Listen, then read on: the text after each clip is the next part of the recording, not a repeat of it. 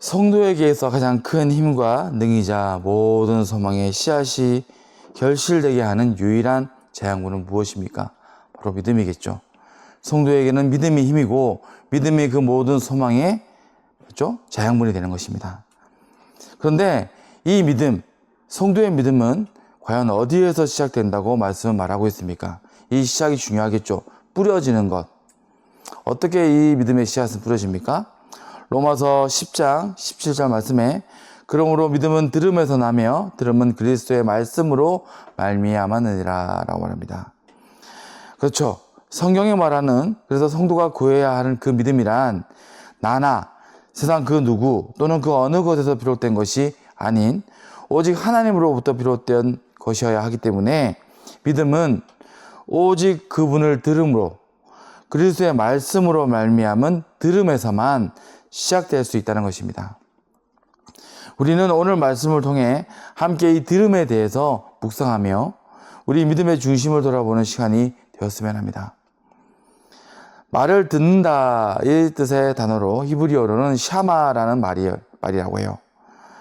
이 듣는다는 단어의 의미는 그냥 단순히 귀로 들리니 듣는다라는 의미도 있겠지만 우리의 일상 가운데 쓰여지는 이 들음의 의미와 또 무엇보다 성경의 말씀이 말하는 이 샤마, 이 듣는다의 의미는 좀 더 나아간 깊은 의미가 있어요. 먼저 우리가 흔히 말하고 또 듣는 이 듣다는 어떻게 흔히 쓰이고 있습니까? 너 말 좀 들어라. 너 왜 이렇게 말을 안 듣니? 또는 반대로 너 참 말을 잘 듣는구나. 여기에 들음은 좀 다르죠. 그냥 귀에 들리는 소리만이 아니에요. 이렇듯 부모든 부부든 또 친구든 뭐 선생과 그 제자든 모든 관계에 통용되어지는 이 듣다는 무엇을 포함하는 말인 것을 알게 됩니까? 그 어떤 말을 귀가 있으니 듣는다 단지 이 의미로 그쳐지는 것이 아니라 그 말을 듣고 더불어 그 들음으로 말미암아 이어지는 다음의 단계 바로 들음으로 연결되어지는 행동과 행함에 대한 의미를 함께 내포하고 있는 것을 우리는 보게 되는 것입니다.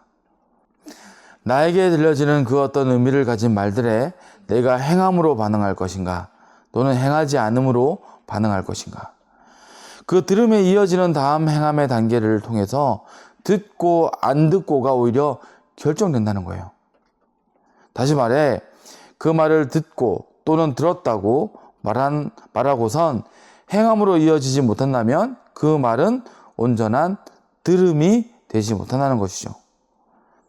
하지만 반대로 나의 들음이 내 삶에 내 행동에 영향을 끼치고 결국 결실을 낳는다면 행함을 낳는다면 비로소 그때 진정한 의미의 들음이 이루어지는 것입니다.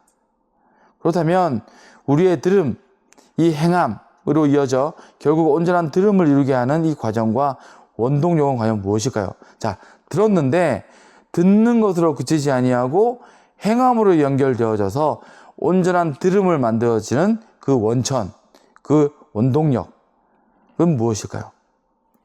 오늘 우리가 읽었던 말씀인 잠언서 4장 전체 말씀을 읽어보시면 먼저 이 들음에 대해서 계속 말씀하시는 것이 나오죠. 아들들아 아비의 훈계를 들으며 명철을 얻기에 주의하라. 네 아들아 들으라. 내 말을 받으라. 내 아들아 내 말에 주의하며 내가 말하는 것에 내 귀를 기울이라. 자, 들음을 계속 말합니다.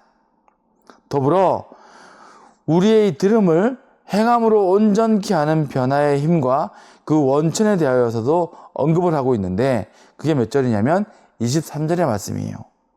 읽어드릴게요. 모든 지킬 만한 것 중에 더욱 내 마음을 지키라. 생명의 근원이 위에서 남이니라.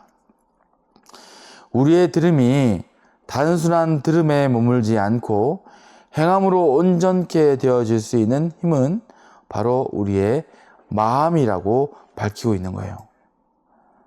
그렇게 우리의 모든 들음의 핵심은 우리가 귀를 열고 어떤 지식과 정보와 훈계의 이해함만이 중요한 것이 아니고 우리의 들음을 주의하여 온전케 하는 우리의 마음, 이 마음에 있다는 것이죠. 그렇다면 그런 의미 가운데 성경이 또 하나님이 바라시는 들음은 어떻게 다시 표현될 수 있을까요? 우리가 잘 아는 단어 중에 경청이라는 단어가 있어요. 경청하다. 이 경청하다라는 말의 의미가 참 깊은 의미를 가지고 있어요. 이 들음의 진정한 의미를 설명하고 있어요. 자, 경청의 사전적 뜻은 무엇입니까? 귀 기울여 듣다.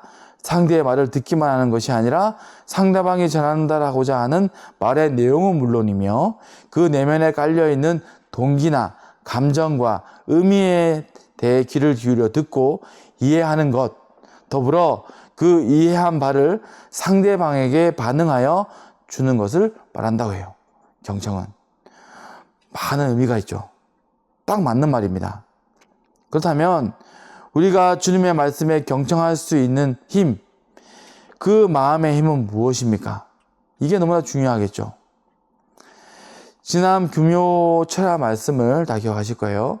리브가와 야곱이 그냥 그들의 계략과 모략으로 복을 취한 것이 절대 아니고 그들은 결국 하나님께 인정받았기 때문에 복을 받은 것인데, 자, 그 인정받은 믿음은 무엇이었습니까? 사모하는 믿음. 간절히 사모하는 믿음이 하나님께 인정받았기에 그들은 복을 받은 거예요.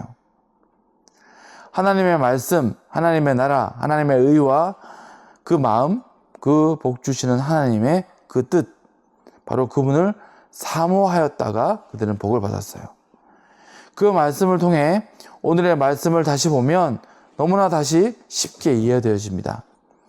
하나님의 말씀을 경청하려면 우리는 그분을 사모하고 그분의 마음을 앙망해야 돼요. 하나님의 말씀을 진심으로 경청하려면요, 우리는 그분을 사모하고 그분의 마음을 앙망하면 가능하다는 것입니다. 그렇게 우리는 먼저 그것을 구해야 돼요. 그분을 사모할 수 있는 마음, 그분을 앙망할 수 있는 마음을 우리는 구해야 됩니다. 자, 이것을 도우시는 것이 누구입니까? 바로 보혜사, 성령의 도우심이 바로 이 일을 도와줘요. 하나님을 사모하게 하는 것, 하나님을 앙망하게 하는 것, 그분을 경청하게 하는 것은 바로 성령의 은혜이고 도우심입니다. 우리가 말씀을 읽고 들으며 새기고 더불어 간절히 기도하고 또 기도하는 이유가 무엇입니까? 결국 우리가 하나님을, 그분의 뜻과 그 마음을 경청하기 위함이 되어야 된다는 거예요. 경청은 그냥 듣는 것만이 아니죠. 이제 알겠죠? 듣고 행하여 그 마음에 이르는 것. 결국 우리가 하나님을 경청할 수 있기 위하여 우리는 그 모든 영적 수고를 하는 거예요. 바로 성도의 모든 영적 수고는 각자가 하나님을 향한 경청의 노력이고 바로 이 경청의 수고인 것입니다.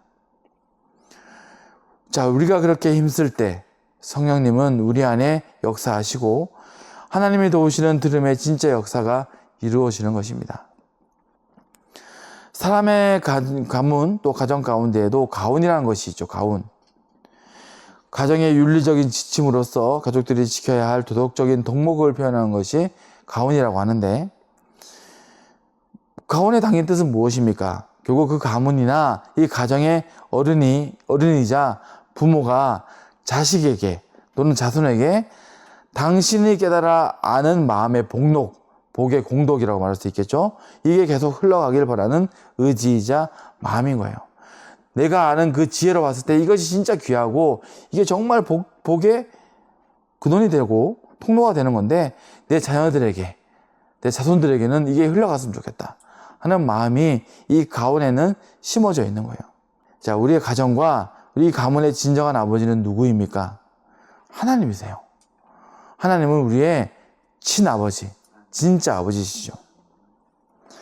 진정한 아버지인 하나님이 우리에게 주신 이 말씀과 지혜의 교훈은 바로 그렇게 절절히 하나님 당신의 지혜와 진심과 사랑과 전심을 담아서 우리에게 남기신 복록이자 축복의 원천일 것입니다.